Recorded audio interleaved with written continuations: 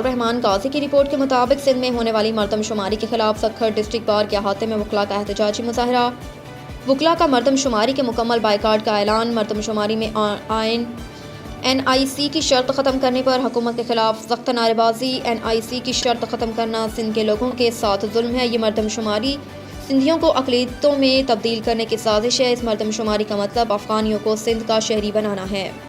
धरती माँ के लिए क्या है, हमने सिंध धरती के लिए किया है और हम इस पे कायम हैं।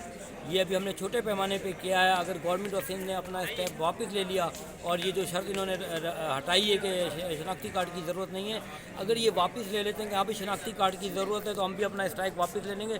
वरना इसको हम बड़े पैमाने पे लेके जाएंगे। हम प्रेस क्लब में भी जाके धरने देंगे, हम भूख हड़ताल पे भी बैठेंगे। लेकिन ये मर्दमशुमारी हम किसी भी सूरत में एक्सेप्ट नहीं करेंगे। ना हम ऐसी मर्दमशुमारी होने देंगे जिसमें हमारी सिंध धरती का और सिंधियों का नुकसान हो। हम सब इस टाइम साथ खड़े हुए हैं। अपना वाड़े से लेके कराची तक तमाम वकला इस मसले पे साथ हैं। इदारे यकजहती उन्होंने किया है कि जब तक ये ख़त्म नहीं करेंगे शर्त, हम ऐसी रोडों पर खड़े रहेंगे।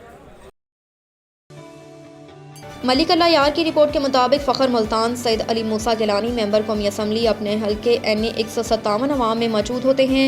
अपने हल्के की अवाम